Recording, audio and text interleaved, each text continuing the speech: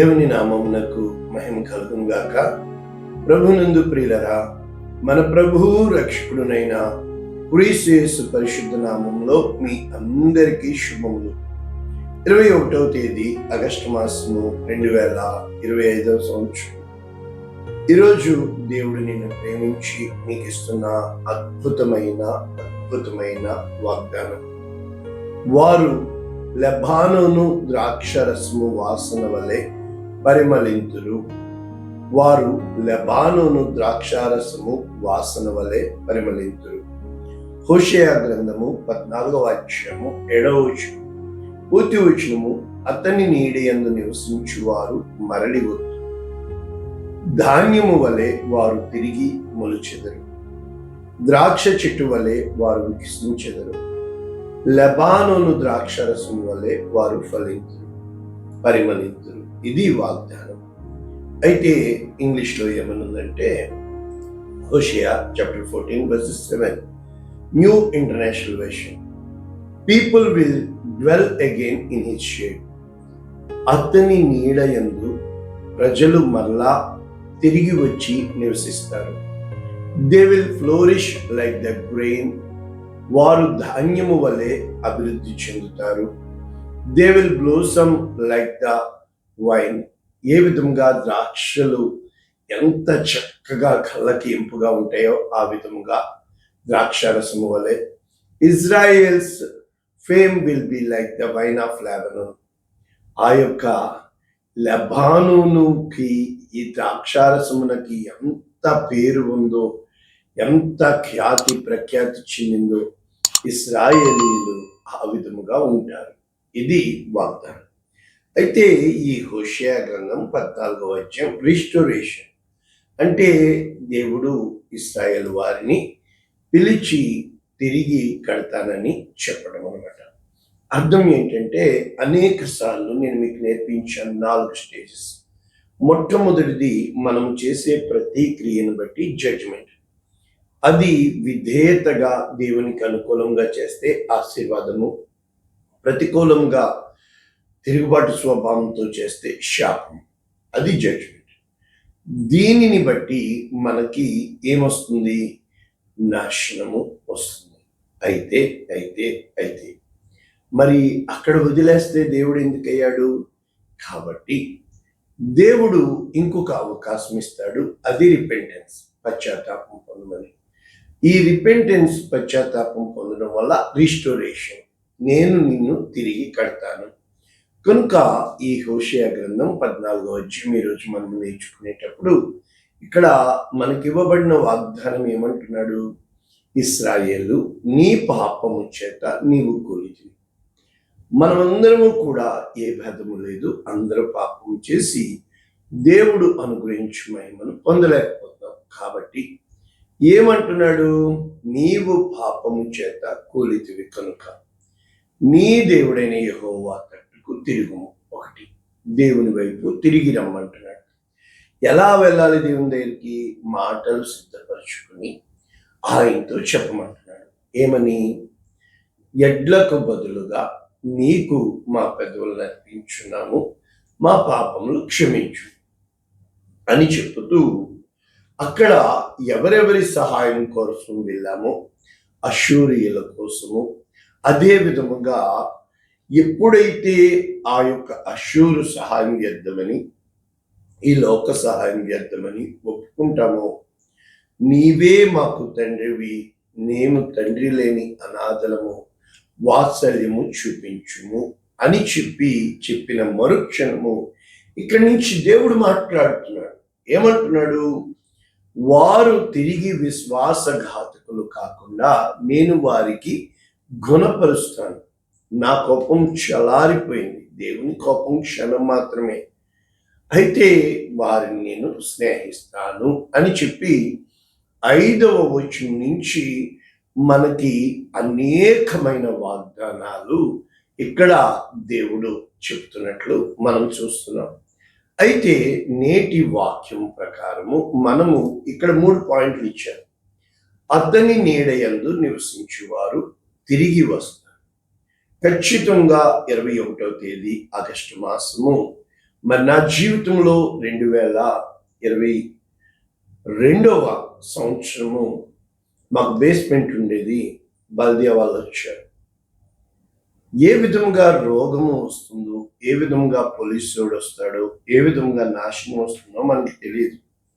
అప్పటికే నేను దేవుని దగ్గర బహుగా కృంగిపోయి, ఏంటి నీ చిత్తం అంటే ఇంకా లేసాను, ఉన్నాను. ఆ బేస్మెంట్లో నన్ను ఆయన ఉంచారు. ఎందుకు ఈ వాక్యము మీరు చదివితే కీర్తన 27లో చాలా మంచి వాక్యము ఉంది. ఒక రోజున నేను పరిశుద్ధ గ్రంథం క్షుణ్ణంగా చదువుతూ కీర్తన 27 వచ్చేటప్పటికి నేను ఆగిపోయాను. కారణం ఏమని ఉందంటే అక్కడ దావీదు జీవితం రాయబడి ఉంది. దావీదు జీవితంలో దేవుడు చేసిన ప్రతి మేలు అక్కడ రాయబడినట్లు చూడగలుగుతున్నాం. దేవునితో దావీదు చెప్పుకుంటున్నాడు, యెహోవా యొద్ద ఒక వరము అడిగి తిని దానిని నేను వెతుకుచున్నాను. యెహోవా యొక్క ప్రసన్నత చూచుటకు, ఆయన ఆలయంలో ధ్యానించుటకు, నా జీవిత కాలమంతయు యెహోవా మందిరంలో నివసింపగోరుచున్నాను. ఇది ఎత్తిపెట్టి నేను ప్రార్థన చేశాను చాలా సంవత్సరాలు. ఆ తర్వాత ఆటోమేటిక్గా నా జీవితము 2011 నుంచి మారడం ప్రారంభించింది. ఖచ్చితంగా అప్పుడు 40 సంవత్సరాలు తెలుగు క్రైస్తవ సంఘం కువైట్కి సంపూర్తి అయినవి. నిజంగా మేము పుట్టినప్పుడు అక్కడ ఈ కువైట్లో తెలుగు క్రైస్తవ సంఘము అపోస్తలు లివింగ్స్టన్ గారి ద్వారా ప్రారంభించబడింది. అయితే చాలామంది సేవకులు, గొప్ప గొప్ప సేవకులు ఈ సంఘంలో ఉన్నారు. అయితే ఈ 21వ తేదీ అప్పటి వరకు అంటే 2011 నుంచి నా నీడకి అనేక జనాలు వచ్చారు. ఫోన్లో వాక్యాలు చెప్పడము. చాలామంది ముఖాలు నేను ఈరోజు కూడా చాలామంది ఎవరు ఎలా ఉంటారో తెలియదు. కేవలం ఫోన్లో ప్రార్థన చేయించుకుంటారు. ఇంకా పదే పదే ఎందుకులేండి, కానుక అనేది మర్చిపోండి, కృతజ్ఞత అనేది మర్చిపోండి. వాళ్ళ పని అయిపోయిందా అయిపోయింది అంతే. కానీ సేవకుడి జీవితం చాలా కఠినమైంది. అది ఇప్పుడు మన టాపిక్ కాదు. అయితే అతని నీడకు తిరిగి వస్తారు అనేది టాపిక్. ఈ వాక్యము నా జీవితంలో జరిగి 2011 నుంచి ఒక గొప్ప ప్రజానీకం జనం నా దగ్గరికి వచ్చారు. కరెక్ట్గా దేవుడు ఆశపడ్డాడు, నాకు చెప్పాడు, దేనిని ఆశించకు, నేను నీకు ద్వారాలు తెరుస్తున్నాను. నేను అనుకున్నాను, దేన్ని ఆశపడను కదా, ద్వారాలు తెరుస్తున్నాడు అనుకున్నాను. కానీ ఉన్నదంతా తీసేశాడు. నాకు అర్థమవుతుంది ఏం జరుగుతుందో, కానీ నా చుట్టూ ఉన్న వారికి తెలియదు కదా. దేవుడు నాతోనే చెప్తున్నాడు. అబ్రహాముని పిలిచినప్పుడు దేవుడు ఏ విధంగా చెప్పాడో నాతో స్పష్టంగా చెప్తున్నాడు. వారందరూ నిన్ను విడిచిపెడతారు, నేను తప్ప. ఒకవేళ వారందరూ నీతో ఉండాలంటే వాళ్ళు ఉంటారు, నేను నీతో ఉండను, నేను తప్ప. కనుక ఈ నేను తప్ప అనే విషయంలో చాలాసార్లు మనము లోక మర్యాదని అనుసరించే వారంగా ఉంటాం. లోకస్తుల వైపు చూస్తూ లోకాన్నే కోరుకునే వాళ్ళంగా ఉంటాం. ఇస్తాడు, వారు ఉంటారు నీతో, కానీ కొంతకాలమే. ఆ తర్వాత దేవుడు లేని జీవితము సున్నా. నీకు శాంతి ఉండదు, సమాధానం. నేను దేవుని మార్గాన్ని వెతుక్కున్నాను, అదే ఎంచుకున్నాను. చాలా కఠినమైంది. రోజులు గడుస్తున్నాయి. ఇక ఏ కువైట్ అయితే దర్శనం ఇచ్చాడో, మసీదులు మందిరాలు మారుస్తా అన్నాడో, ఆ కువైటే వద్దనుకున్నాను, వెళ్ళిపోయాను. కానీ నీకు తెలుసా, పదే పదే కొన్ని వాక్యాలు ఉన్నాయి మన జీవితంలో. ఎప్పుడైతే ఈ వాక్యాలు మనము ఎత్తిపెట్టి ప్రార్థిస్తామో, యోహాను సువార్త 5వ అధ్యాయము 35వ వచనంలో మంచి వాక్యం ఉంది. అతడు మండుచు ప్రకాశించుచున్న దీపమై ఉండెను. బాప్తిస్మిచ్చి యోహాను కోసం రాస్తూ, స్త్రీలు కనిన వారిలో అటువంటి వాడు మరి పుట్టడు అని చెప్పుతే ఇక్కడ బర్నింగ్ అండ్ షైనింగ్ లైట్. అతని వెలుగులో ఉండి కొంతకాలము ఆనందించుటకు ఇష్టపడ్డాను. కనుక అప్పటి వరకు నీవే నా కొడుకు, నీవే నా అన్నవి, మీతోనే నా జీవితం, మీరు అయ్య బాబోయ్ మీలాంటి వాళ్ళు లేరు బాబోయ్ అన్న ప్రతి ఒక్కళ్ళు కూడా నా చేయి విడిచిపెట్టారు. ఎంత ఘోరముగా ఈ జీవితంలో నేను అనుభవపూర్వకంగా చూస్తానంటే, ఇక్కడ దేవుని యొక్క వాక్యము మనము చూస్తున్నప్పుడు, అతని నీడ యందు నివసించువారు మరలి వస్తారు, మహోన్నతిని చాటున నివసించువాడు సర్వశక్తిమంతుని నివసించువాడు. రూతుతో చెప్పబడుతుంది, నీవు సర్వశక్తిమంతుని రెక్కల చాటుకు వచ్చావు కనుక. ఏ రోజునైతే నీకు ఒక భ్రమ కలిగించే ఆత్మ, ఎందుకు అంటే బైబిల్ క్షుణ్ణంగా చెప్తుంది, హన్నాని దేవుడు ఎంచుకున్నాడు, కఠినమైన మార్గం గుండా నడిపారు. కానీ పెనిన్నాని ఎంచుకోలేదు, కానీ భర్త ఒకటే. కానీ మనమందరము పెనిన్నాలాగా పిల్ల పాపలతో కలకలాడుతూ ఉండాలనుకుంటాం. అక్కడ రెండు గుంపులు మనకు కనబడుతున్నాయి, ఒకటి పెనిన్నా, రెండు హన్నా. కానీ సమూయేలు హన్నా ద్వారా వచ్చాడు. అలాగే షారా, హాగర్ ఇష్మాయిల్ సంతానం. అన్నీ ఇచ్చాడు దేవుడు, మనం హాగర్లా కోరుకుంటాం. కానీ షారా గొడ్రాలు, నింద అనుభవించింది. ఇస్సాకు వాగ్దానం వల్ల వచ్చాడు. చాలా కఠినమైన మార్గం గుండా వెళ్ళవలసి ఉంటుంది.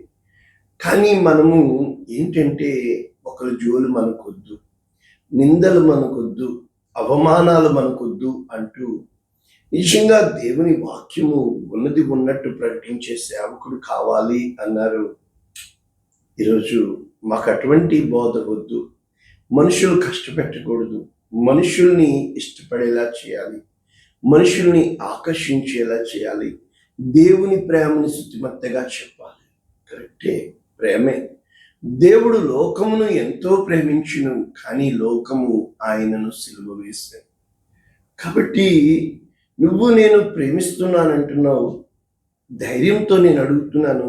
కష్టం వచ్చినప్పుడు చాలా మంది నాకు ఫోన్ చేస్తారు, ఇష్టమైనప్పుడు ఏమంటారు తెలుసా? ఒకటే మాట, అయ్యగారు పార్ట్ టైం కదండి, అయ్యగారు పిల్లలకు పిలిచారు, ఒక్కరోజు సెలవండి అయ్యగారు, ఆ రోజు కూడా నేను రెస్ట్ తీసుకోకపోతే ఎలా అండి అయ్యగారు? నీవు దేవుని సన్నిధిని దూరం చేస్తున్నావు, దేవుని నీడ నుంచి దూరంగా వెళ్ళిపోతున్నావు, దేవుని బదులు లోకంలో గడిపేస్తున్నావు. నిజంగా చెప్పాలంటే ఫోన్ తప్ప మనకి ఇంకా ఏముంది చెప్పండి. ఇక్కడ మనకి చెప్పబడుతున్న పాయింట్, ధాన్యము వలె వారి తిరిగి మొలుస్తారు, ద్రాక్ష చెట్టు వలె వికసిస్తారు, లెబానోను ద్రాక్షరసం వాసన వలె పరిమళిస్తారు. ఒకటి మొలుస్తారు, రెండు వికసిస్తారు, మూడు పరిమళిస్తారు. ఈ మూడు మెట్లు నీకు కావాలి అంటే అది దేవునిలోనే జరుగుతుంది. ఇక్కడ కొన్ని వాక్యాలు చూస్తే, యెషయా గ్రంథము 27వ అధ్యాయము 6వ వచనం, రాబో దినములలో యాకోబు వేరు పారును. అంటే తిరిగి దేవుడు వారిని ఎల్లకాలం ఒకలా ఉండదు, పరిస్థితులు ఎల్లకాలం ఒకేలా ఉండవు. నీకు శ్రమ కలిగిందా, ప్రార్థన చేయడానికి శ్రమ పెడుతున్నాడు తప్ప నిన్ను నాశనం చేయడానికి కాదు. ఇక్కడ ఇశ్రాయేలు చిగిర్చి పోయిను, వారు భూలోకమును ఫలభరితముగా చేయు. ఇక్కడ కూడా మూడు, ఒకటి వేరు పారాల, రెండవది చిగిర్చి పూయాల, మూడవది పరిమళంగా ఫలభరితముగా చేయాల. అదే విధంగా మనము కీర్తనలు 92:12, నీతిమంతులు ఖర్జూరపు వృక్షము వలె మూగు వేయుదురు, లెబానోను మీది దేవదారు వృక్షం వలె ఎదుగుదురు, యెహోవా మందిరములో నాటబడిన వారే మన దేవుని ఆవరణలో వర్ధిల్లుదురు.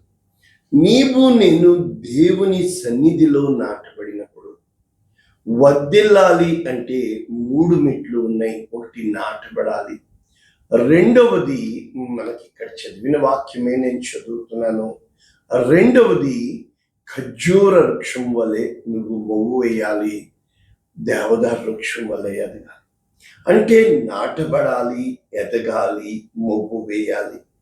మరి ఇప్పుడు ఒక పిల్లాడు మాట వింటం లేదు, అయ్యగారు మాట వింటం లేదని తీసుకొస్తే అయ్యగారు ఏం నేర్పించారంటే, ఒరే అబ్బాయి విత్తనం లేరా అని చేశారు.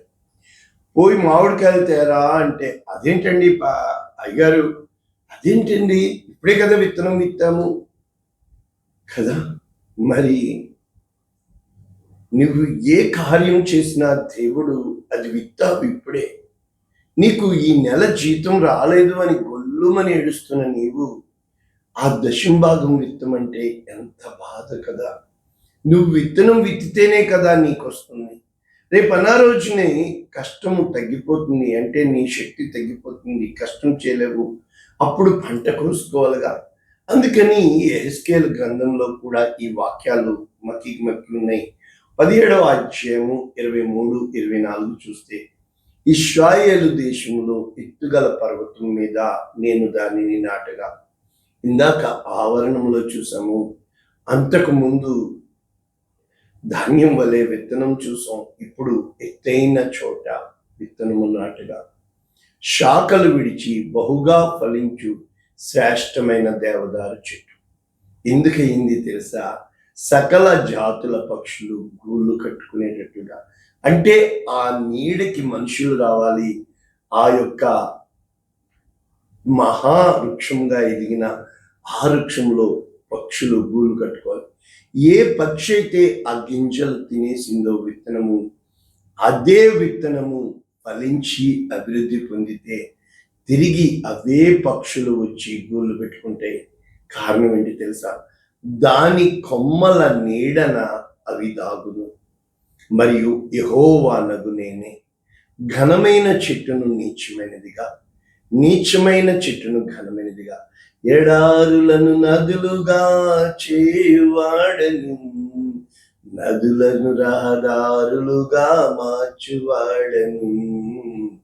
అంటే నువ్వు వెళుతున్న మార్గంలో నీవు స్థిరముగా ఉంటావా? నీ విశ్వాసము స్థిరమైనదిగా ఉంటుందా? బండరాయి నీళ్ళలో ఎంతకాలం ఉన్నా కరిగిపోదుగా. బండరాయి గాలి ఎంత కొట్టినా ఎగిరిపోదుగా. బండరాయి రక్తం చేత శుద్ధి చేయబడదుగా. బండరాయి సోపేసి కడగలేవుగా. అది రాయి, దాని స్వభావం మార్చుకోదు. నీవు ఆత్మీయ యాత్రలో ఆ విధముగా స్థిరముగా ఉన్నట్లు ఏమంటున్నాడు తెలుసా? నీచమైన చెట్టుని ఘనమైన చెట్టుగా చేయవాడు. పచ్చని చెట్టు ఎండిపోయినట్లు, ఎండిన చెట్టు వికసించినట్లు చేయవాడనని భూమి యందుండు సకలమైన చెట్లకు తెలియబడును. ఏ రోజునైతే నువ్వు దేవుణ్ణి దేవునిగా కనపరుస్తావో, మనము వాక్యం ముగిస్తే ఇర్మియా గ్రంథం 31:12, వారు వచ్చి సియోను కొండ మీద ఉత్సాహధ్వని చేసే విధముగా యెహోవా దేవుడు చేసిన ఉపకారములను బట్టి గోధుమలు, ద్రాక్షరసము, తైలము, గొర్రెలకు, పశువులకు పిల్లలను బట్టి సమూహములుగా వారికి ఎన్నడూ కృషింపక కనుక దుఃఖమునకు ప్రతిగా సంతోషము ఆదరించి విచారము కొట్టివేసి ఆనందము కలుగ చేసే దేవుడు ఈ రోజున ఆయన నీకు దేవుడుగా ఉండడానికి ఆయన రెక్కల చాటుకి నేను రమ్మంటున్నాడు. నా జీవితంలో ఇవన్నీ క్షణిని ఎంతో మంది ఎన్నో సలహాలు, ఆవేశం. నువ్వు ఒకటి గమనించు, పగ తీర్చుకొనుట దేవుని వశం. రోగం నిన్ను అడిగి రాలేదు, నిన్ను అడిగి ఏమీ జరగదు, రేపేం జరుగుతుందో నీకు తెలియదు. కనుక రేపటి కోసం ఈరోజు విత్తనం విత్తు, రేపటి కోసం ఈరోజు కష్టపడు, రేపటి కోసం ఈరోజు విశ్వాసం ఉంచు, రేపు నీదే అవుతుంది. ప్రార్థన చేద్దాం. పరిశుద్ధుడా, ప్రేమ కలిగిన తండ్రి, విత్తబడిన వాక్యమును అనేక మందికి దీవెనకరంగా మేము దున్నబడి, విత్తబడి, అభివృద్ధి చెంది, ఫలించి అనేక పక్షులకు నివాస స్థలంగా, అనేక మందికి ఆహార యోగ్యంగా, అనేక మందికి ఆశీర్వాదముగా చేయమని యేసు శ్రేష్టమైన నామమున దీవించి సమాధానం చూపుతున్నాము. ఆమేన్. God bless you all. దేవుడు